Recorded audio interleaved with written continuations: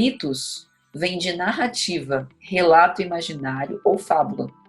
E diz respeito, a gente conhece, quando a gente fala de mitos, a gente lembra quase que instantaneamente da mitologia grega.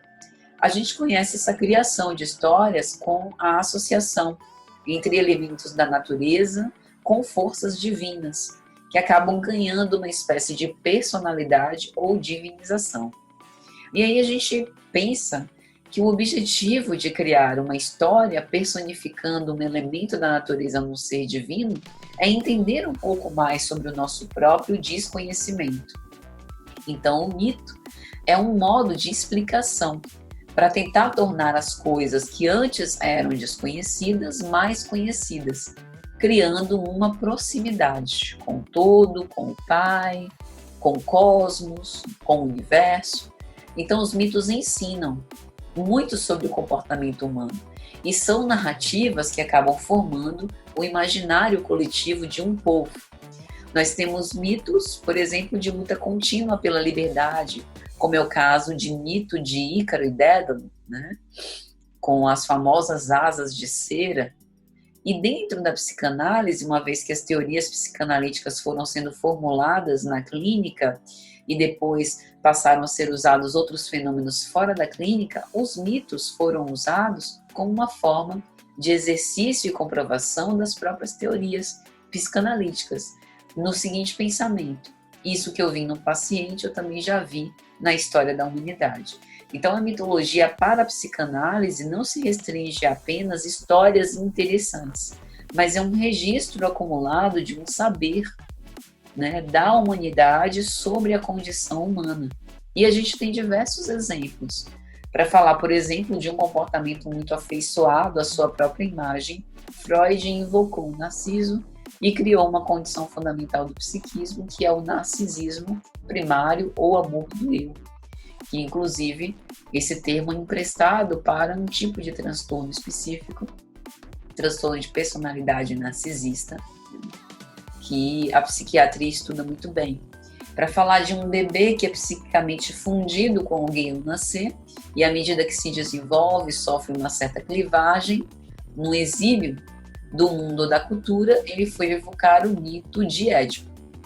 O mito de Eros e Psique é um mito fundador para a psicanálise, que fala sobre exílio e reencontro, alienação e retorno a si, a psique que pacifica o desejo, Eros que aumenta a tensão para realizá-lo, e assim por diante. Então, no fundo, o que uma análise produz é uma narrativa. Então, a mitologia pode se tornar um instrumento no qual cada pessoa vai construir o seu mito individual. Mas qual é o problema? O problema é que muitas vezes nós elegemos mitos frágeis, mais frágeis do que nós mesmos. Elaboramos esses mitos com formas grotescas, de dramas cruéis, com deuses que muitas vezes são construídos à feição do ciúme e da paixão humanos, que são enfurecidos pelo ódio, que castigam aqueles que se desobedecem, que os mitos, eles servem como uma necessidade para nós explicarmos a origem e a forma das coisas, né? Para que a gente possa saber sobre a natureza dos homens, para organizar as relações sociais, de modo a legitimar e determinar um sistema complexo de proibições e permissões, sendo uma referência para melhor entender a si mesmo. Mas devido a esse comportamento mesmista, dessa autoimagem distorcida, foram criados novos mitos com modelos pré-fabricados, facilmente introjetados, que confundem a ilusão com a realidade, que fazem apologia à compulsividade, à agressividade, à reatividade, à avidez, em alguns casos a anedonia, né? Essa incapacidade de sentir prazer em atividades normalmente agradáveis, falar sobre a importância dos mitos como uma autorreferência. É como se os arquétipos estruturados na convicção mitológica fossem ressurgindo na nossa profundidade psicológica dominadores que prometessem glórias e castigos, prazeres e frustrações. E isso acaba fomentando uma violência dominadora.